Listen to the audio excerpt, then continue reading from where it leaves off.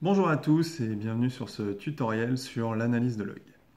Alors, l'analyse de log, c'est un sujet que j'aime tout particulièrement parce qu'il fait le lien entre mon côté techos et mon côté SEO. Voilà. L'analyse de log, en fait, ça va être le fait d'analyser comment Google se balade sur votre site, enfin plutôt Googlebot. Alors, pourquoi est-ce qu'il faut analyser ce que fait Googlebot? C'est tout simple, c'est pour optimiser ce que vous avez peut-être déjà entendu parler, c'est le crawl budget. Alors, le crawl budget, qu'est-ce que c'est? Si vous ne le savez pas, c'est le temps que Google s'autorise à crawler votre site. Plus vous êtes un site important, plus il va y passer de temps. Si vous êtes un nouveau site, que vous n'avez pas racheté un nom de domaine expiré, vous êtes sur quelque chose d'assez faible au début. Voilà. Donc, forcément, vous allez vouloir optimiser le temps que Google va passer dessus. Donc, pour l'optimiser, qu'est-ce qu'on va faire? On va chercher à limiter le nombre de pages orphelines sur lesquelles il va passer. Ce n'est plus des pages qui vous intéressent. Les pages qui peuvent être en duplicate ou pseudo-duplicate avec des facettes, ce genre de choses, aucun intérêt qu'il aille dessus. Voilà. Et du coup, on va essayer d'optimiser également le maillage interne de votre site. Voilà. Bon, il y a plusieurs outils pour faire ça. On reviendra sur la liste un peu plus complète, mais aujourd'hui, on va parler de Screaming Frog SEO Log Spider. Il est super sympa et il y a une version gratuite qui permet de démarrer et qui est facile à installer. Allez, on regarde comment ça se passe. Nous voilà donc dans l'écran de Screaming Frog Log File Analyzer. On va commencer donc par créer notre projet. Ici, là vous pouvez mettre ce que vous voulez. Voilà. Donc le projet est créé. Évidemment, la première chose, c'est d'importer un fichier de log. Je vous explique un peu plus loin comment le générer. Voilà. Votre fichier de log, à l'import, il faut juste lui indiquer la racine de votre site. Donc voilà, n'oubliez pas le HTTP ou HTTPS, suivant si vous avez déjà fait la migration. Et voilà.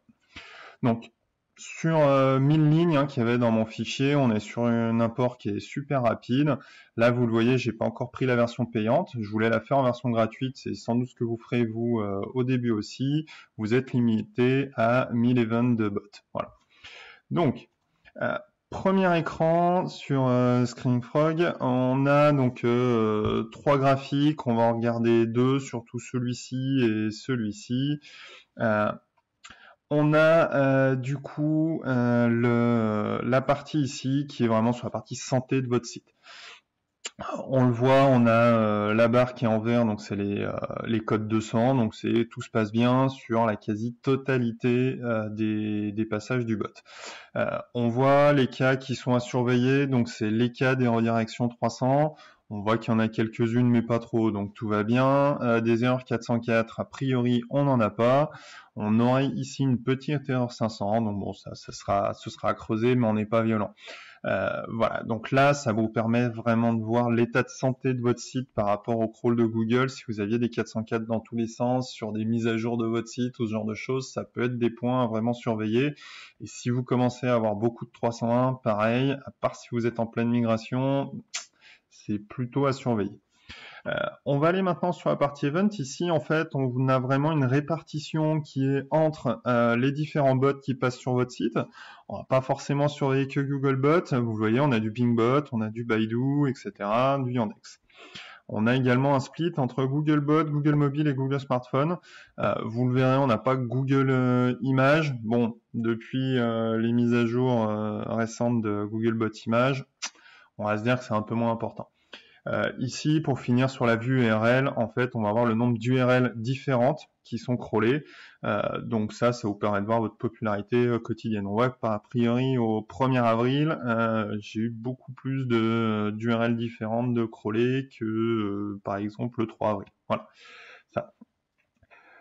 Derrière, on va aller voir donc quelques autres vues. On a la vue Directory qui est intéressante, qui va vous permettre de voir vraiment par dossier quelles sont les priorités, on va dire, de crawl de Google par fréquence.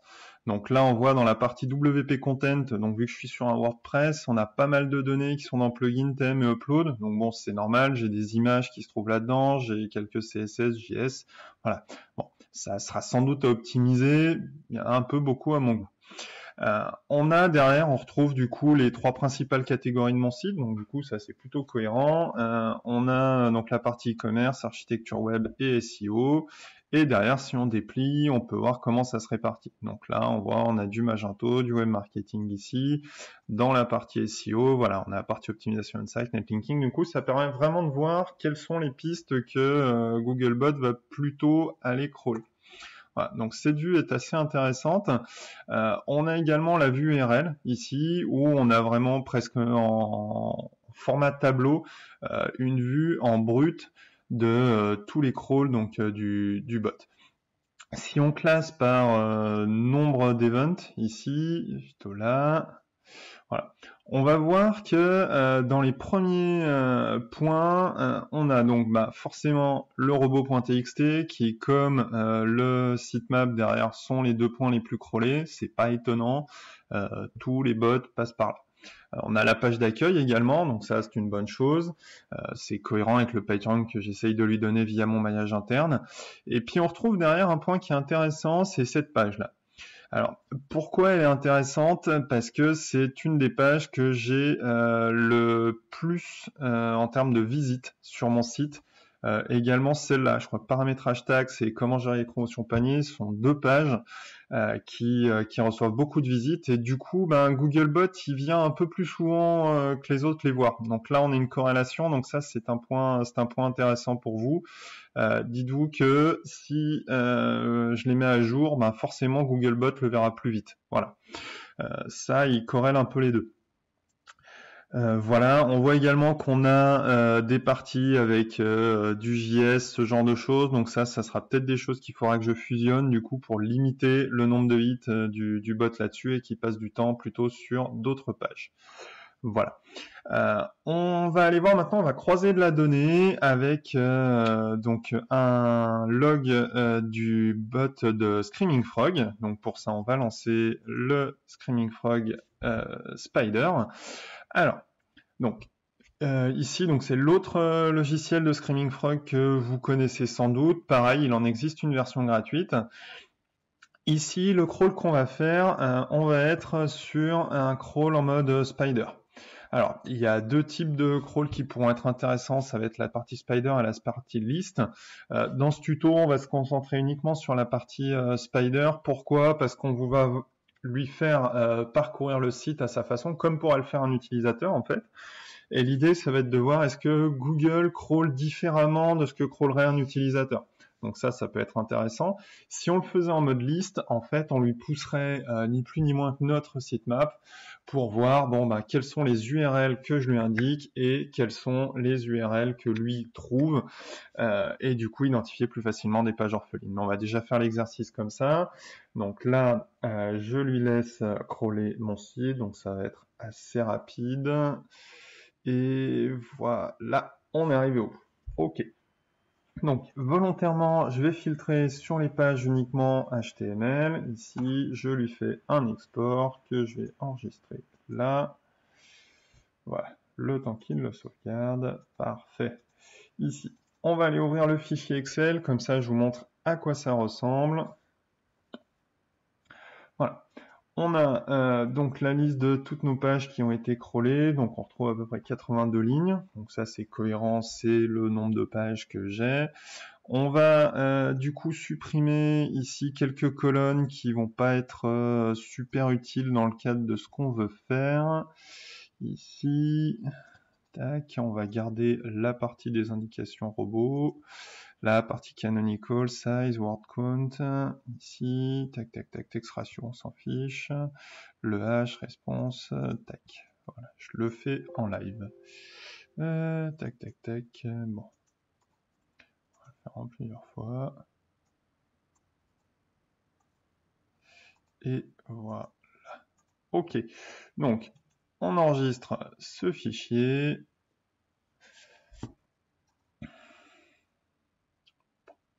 Petit effet démo, ça prend du temps à sauvegarder. Là. Bon, c'est pas bien grave. Voilà. Ça. Petite info, du coup, dans ce fichier, vous pouvez venir rajouter des colonnes si vous le souhaitez. Donc ça, si vous êtes plutôt à dominante marketing, ça peut être intéressant derrière de venir croiser, je sais pas, par exemple, le nombre de visites que vous avez sur cette page. Ça peut être une info un peu intéressante. Du coup, derrière ce fichier, qu'est-ce qu'on en fait? Donc on retourne dans le Screaming Frog Log Analyzer et on va aller dans Imported URL Data. Donc là, dans Import, vous aviez vu, il y a la partie log file, il y a la partie URL data aussi. Donc là, je vais aller chercher le fichier qu'on vient de faire. Ici, voilà. Donc là, on retrouve 80 lignes, donc qui était le nombre qu'on avait dans le fichier.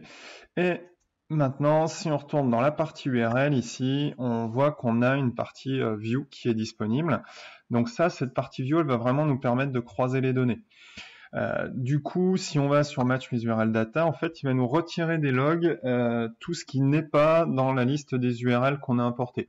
Donc ça, c'est la version basique, mais la version qui va un peu plus loin et qui est celle vers laquelle je voulais vous emmener dans le cadre du crawl budget, ça va être vraiment la partie Not in URL Data. Donc dans Not in URL Data, on va retrouver quoi? On va retrouver l'intégralité des URL qui ne sont pas présentes dans le crawl qu'on vient de faire et que ferait un utilisateur.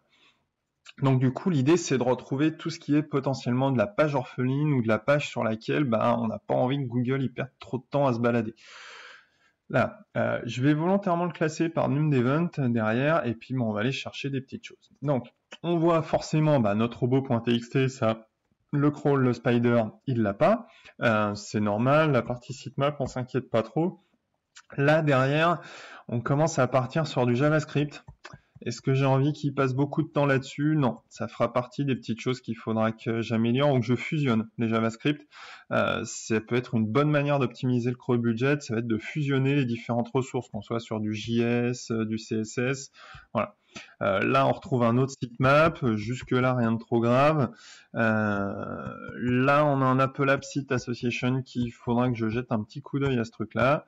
Et normalement, derrière, on a ici une page, créer le module, sur laquelle visiblement Google se balade, mais qui est pas présente dans mes URL. Donc ça veut dire que j'ai peut-être une page orpheline et qu'il faut que je vienne la remettre dans le maillage interne parce qu'elle n'est pas trouvée. Voilà.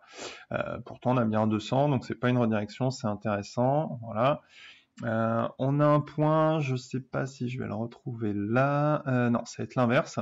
On a un cas inversé, c'est quand on va être dans le not in log file. Là-dedans, on va retrouver toutes les pages qu'il y a dans votre crawl et que Google n'a pas encore parcouru. Donc ici, on en a deux qui sont en 200, 4 en 404. Donc ces 404, c'est des choses qu'il va falloir que je traite, hein, rien de bien grave. Là, on a cette page en 200 où visiblement Google il va pas se balader dessus, donc ça va falloir que je trouve pourquoi. Celle-là ici, je le sais, c'est que le fichier de log que j'ai utilisé, il date d'il y a quelques jours, et ça c'est une page que j'ai créée donc avant-hier, ce qui fait le 18 avril, suivant quand vous regarderez cette vidéo. Voilà, donc ça c'est normal, ça veut dire Google ne connaissait pas cette page au moment des logs. Donc ça sera intéressant de voir dans quelques jours si je vois qu'il est passé dessus plusieurs fois et si l'article le prend. Voilà. Donc ça va vraiment vous permettre d'optimiser votre maillage interne, trouver des pages orphelines, d'aller chercher des pages qui sont manquantes ou en trop dans le crawl de Google, et là vous allez vraiment pouvoir optimiser votre crawl budget. Je vous le disais, vous pouvez rajouter des colonnes sur la partie du fichier Excel, et du coup toutes les colonnes elles vont apparaître ici en surcharge grâce à la partie Imported URL Data. Vous avez donc les temps de réponse, ce genre de choses, inlinks, outlinks. Si vous avez des données marketing à pousser, vous pouvez retrouver du coup la partie level. La partie level, elle est intéressante. Elle va vous permettre de voir que plus vous descendez loin dans le site et potentiellement plus les crawls de Google sont dilués ou moins fréquents. Vous allez pouvoir également, si vous avez dans votre crawl, vous pouvez venir injecter le type de page. Est-ce que vous êtes sur la page produit, de la page catégorie, et du coup ici vous pourrez faire un filtre et vous dire, bon, bah, ok, mes pages produits sont plus scrollées, mes pages catégories, elles sont bien crawlées ou pas, voilà. Vous pouvez venir faire toute cette segmentation en vue d'une analyse un petit peu détaillée. Voilà. Alors déjà, merci d'avoir suivi la vidéo jusque-là. J'espère que j'ai pas été trop long sur la partie démo logiciel. Euh, pour faire de l'analyse de log, bien sûr, il faut un format de log spécifique. Donc, vous retrouverez tout ça sur l'article sur mon site qui le détaille. Je vous mettrai bien entendu le lien dans la description. Vous dites, bon, qu'est-ce que j'ai d'autre comme outil? Parce que là, il nous a beaucoup parlé de SEO Screaming Frog Log Analyzer. Il y en a plusieurs, il y a des gratuits, des payants, donc, et certains ont deux versions. Alors, dans les gratuits que j'ai pas encore eu le temps de tester, mais dont je voulais parler, il y a la Watusi Box.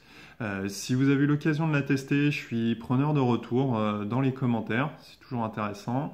Il y a en version payante et gratuite, on a OnCrawl. J'ai testé uniquement la version payante sur un client.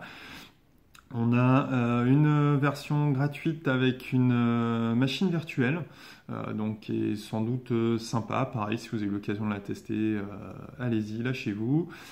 Et également Botify en version payante, dont j'ai accès à une démo récemment et qui est très très sympa. Voilà. Donc OnCrawl et Botify, l'avantage c'est qu'on va avoir beaucoup de graphiques par rapport à ce que je viens de vous montrer. Donc c'est quelque chose qui ressort bien pour les métiers. Une fonctionnalité qui est très sympa dans les deux, c'est que si vous êtes fan de regex, hein, personnellement j'aime bien, vous allez pouvoir du coup classer en fait vos pages par différentes catégories. Donc ça va vous permettre de voir à la fois les crawls de manière très visuelle, sur quel niveau de crawl on est, est-ce qu'on est sur le premier niveau, 2, 3, 4, 5, etc. Ou également si vous avez plutôt des fiches produits, des pages catégories qui vont être crawlées, et ça fait partie des choses super intéressantes dès qu'on est sur du e-commerce. Voilà. Écoutez, je vous invite à réagir du coup dans les commentaires, à partager cette vidéo si ça vous a intéressé, j'essaierai d'en faire d'autres. Et puis je vous dis à très très bientôt.